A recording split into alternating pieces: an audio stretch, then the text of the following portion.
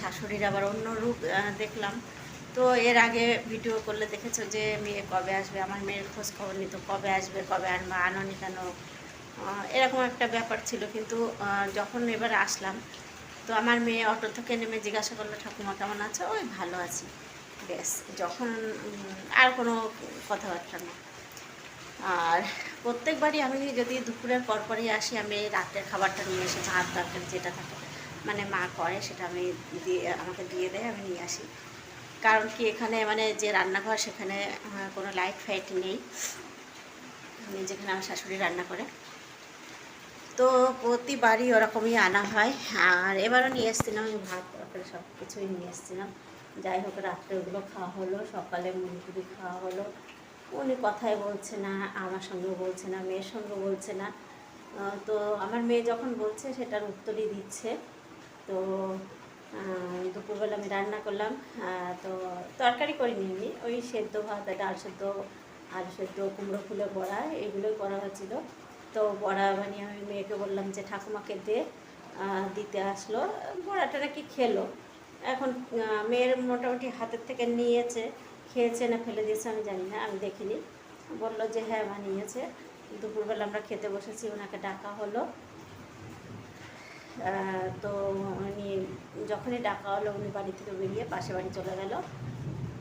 তো ওনার ভাতটা আছে, আর উনি আবার রান্না করে খাচ্ছে। তো উনি হয়তো আমার হাতের খাবেন না, ওর জন্য রান্না করে খাচ্ছে। এক এক সময় এক এক রকম রূপ। যাই হোক, সে তার ছেলের সাপোর্ট নেবে। আর চাল 5 কিলো দিয়ে যাচ্ছে, মানে 5 কিলো শেষ হয়ে গেলে আবার 5 কিলো দিয়ে যাচ্ছে। মানে আমার ভয়ে, আমি যদি এসে থাকি খাই সেইভাবে দিয়ে যাচ্ছে। তো আমি এখন বেরিয়ে যাব, কারণ কি আমি 2-3 দিনে ছুটি নিয়ে এসেছিলাম, মেয়ে এসছে। তো মেয়েকে আমি আনতে যেতে পারিনি, মেয়েকে আমার মেসোই ছেড়ে গেছে। তো হাওড়া পর্যন্ত গেছিলাম আনতে। তো 2-3 দিনে আমি ছুটি নিয়েছিলাম। তো আমি এখন বেরিয়ে যাব শ্বশুরবাড়ির থেকে, কারণ কি কালকে আবার কাজে জয়েন করবো। আমার তো কাজ না করলে খাওয়া জুটবে না, কাজ করতে হবে তবেই খাওয়া খেতে হবে। তারপরে মেয়েটারও তো খরচা আছে। আর আমি একবেলা না খেয়ে থাকতেই পারি, কিন্তু মেয়েটাকে তো না খেয়ে রাখা যাবে না। চলুক, সে তো চলবেই, তার ছেলে যেটা করবে মা তো সেভাবেই চলবে। তো চলুক।